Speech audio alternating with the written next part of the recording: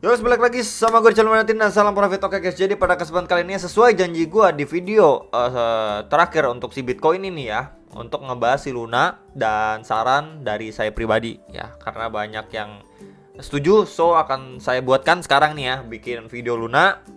Dan ya langsung aja ke inti videonya ya. Jadi kalau misalkan kalian sedikit flashback lah ya, waktu si CZ ini ya sudah nge-tweet kalau misalkan dia udah selesai meeting ya 2 jam ya dan lain sebagainya.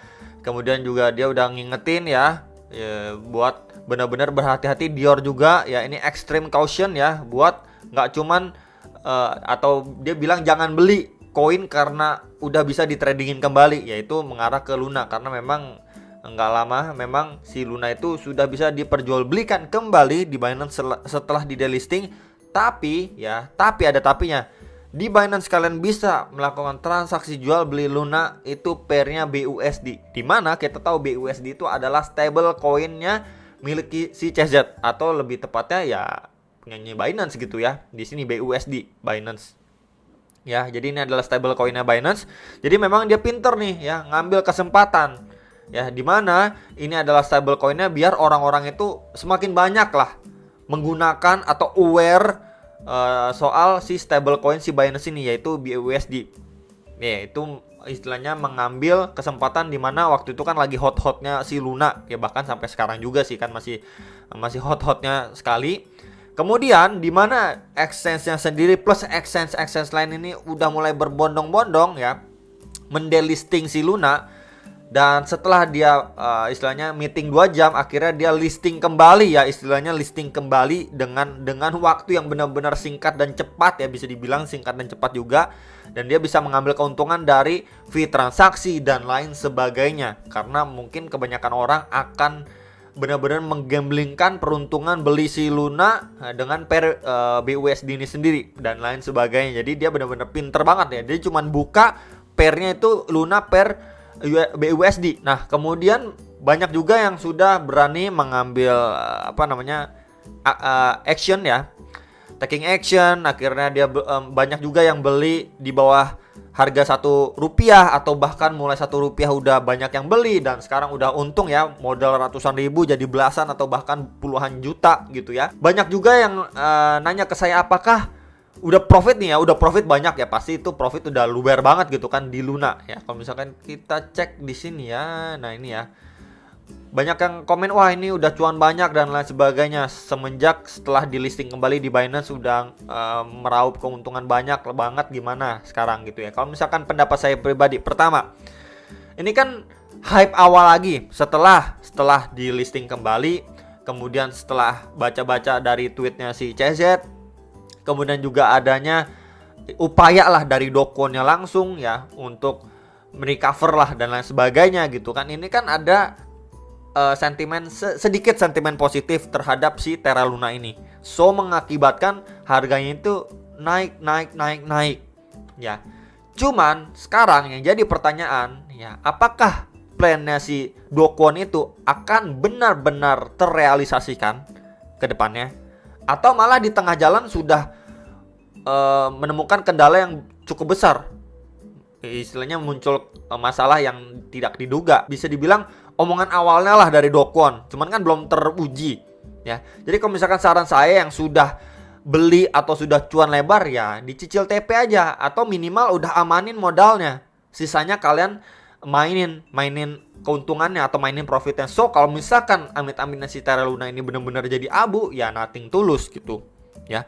Ataupun memang ada juga yang sudah TP 50% modal plus profit, sisanya masih ada 50% profitnya, yaitu dimainin, mau di hold bebas ataupun mau di scalpingin bebas. Tapi kalau saya pribadi lebih condong untuk di scalpingin terlebih dahulu aja si Luna untuk jangka pendek gitu ya. Di scalpingin aja, apalagi yang sudah profit ya di scalpingin profit aja, modalnya udah ditarik, jadi kita cuman scalpingin profit gitu, di compound lagi ya, dengan kita udah ngantongin modal ataupun modal plus sedikit profit gitu ya. Itu sih saran ataupun kalau misalkan pandangan saya pribadi. Karena kenapa? Kita tahu juga di tengah bear market yang seperti ini, kemudian juga kita kan masih menunggu juga nih, bulan depan kan ada rapat FOMC kembali dan lain sebagainya. Jadi benar-benar situasinya tuh bisa dibilang belum benar-benar mendukung untuk kalaupun si Luna itu bisa rebound kenceng gitu. Kan ibaratnya kurang lebih seperti itu. Kemudian juga omongan-omongannya atau planning-planningnya si Dokon itu kan pasti perlu yang namanya waktu. Nggak singkat. Ya, dan itu belum tentu terrealisasi dan sukses 100%. Jadi lebih baik kalau menurut saya kalian bisa pertimbangkan hal-hal tersebut yang tadi itu untuk tidak ngehold Luna lama-lama, atau bisa dibilang terlalu punya target tinggi ke Luna. Wah, nih kalau misalkan gue beli misalkan 100.000, wah gue bisa bisa beli motor mewah nih, bisa beli mobil nih. Wah, kalau Luna ke $1 gue beli di harga sekian, ya kan, dengan sekian duit gue, wah gue bisa beli rumah dan lain sebagainya. Nggak kayak gitu teman-teman ya. Kita bayangin aja sekarang harga ini sekitaran 4-5 rupiah ya. Kemudian banyak teman-teman sekalian yang menargetkan ke $1. Itu sulit sekali ya. Dari segi fundamental aja benar-benar ini lagi sulit banget gitu kan. Kemudian juga dari segi market secara keseluruhan dan lain sebagainya, ini benar-benar menjadi, ya istilahnya udah jatuh tertimpa tangga untuk si Luna ini. Ya jadi kalau misalkan dia benar-benar mau bangkit pun, ya pertama-tama harus ngerangkak terlebih dahulu. Ntar ngerangkak jatuh lagi dan lain sebagainya. Jadi memang untuk target $1 itu sangat-sangat susah. Ini benar-benar udah kehitung seperti koin micin gitu. Cuman dia punya privilege mantan koin top 10 besar, plus udah di listing di exchange besar global. Nah, jadi memang ini adanya opportunity untuk kita scalping atau jual beli jangka pendek. Tapi untuk jangka panjangnya, ya kita belum tahu kan untuk kelanjutan kasus Luna dan lain sebagainya, kan pasti banyak yang nuntut dan lain sebagainya. Dan apakah planningnya si Dokon itu benar-benar akan terrealisasi dan berjalan sukses? Ya kita kan never know gitu kan, kita nggak pernah tahu. Ya, daripada banyak yang sudah mulai FOMO, itu harus hati-hati teman-teman. Itu pesan saya, jangan FOMO di Luna dan mengharapkan wah ini $1 aja gue bisa kaya raya dan lain sebagainya gitu. Jadi ini sebuah hal yang perlu diperhatikan sama teman-teman sekalian gitu. Ya apalagi yang berharap bakalan beli rumah dan lain sebagainya ke depannya, dan ya pokoknya seperti itulah ya. Kalian mungkin paham juga lah ya, jangan all in. Kita udah belajar dari peristiwa Luna yang sebelumnya. Apalagi sekarang ini baru ada sentilan sedikit yang positif.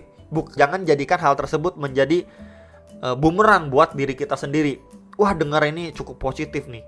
Mulai di listing Dokon udah mulai ada upaya. Wah, nih target $1 mah gampang lah Luna, gampang lah. Nggak segampang itu teman-teman.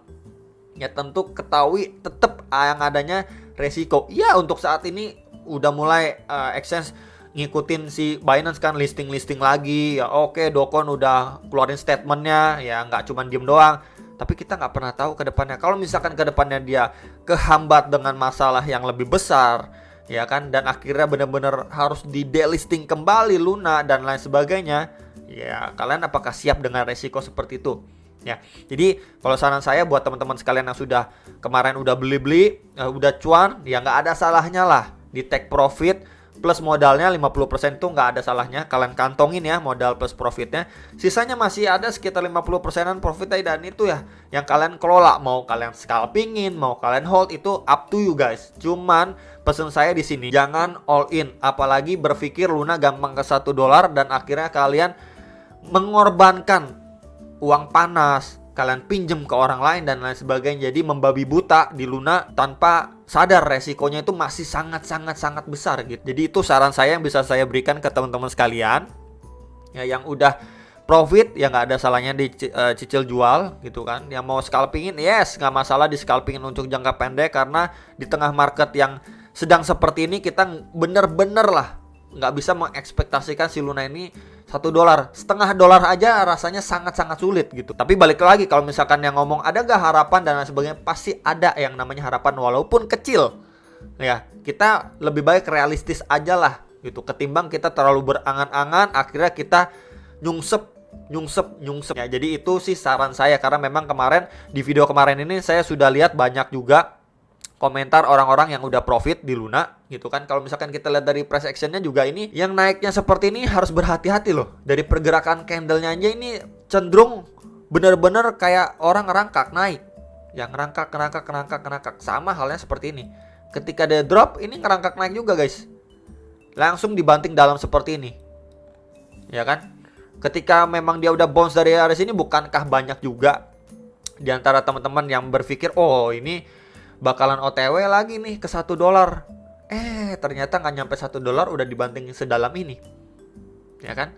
Bisa hal seperti ini terjadi, bisa gitu, ya. Atau bahkan nggak lama lagi dia masih terpressure lagi karena memang kasus Luna ini ya belum menemukan benar-benar titik terang gitu. Semua baru omongan di awal, ya. Jadi perlu sekali diperhatikan dan diwaspadai lah ya.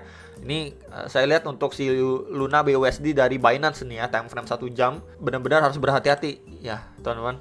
Itu sih pesan saya, tapi balik lagi ke keputusan di tangan teman masing-masing.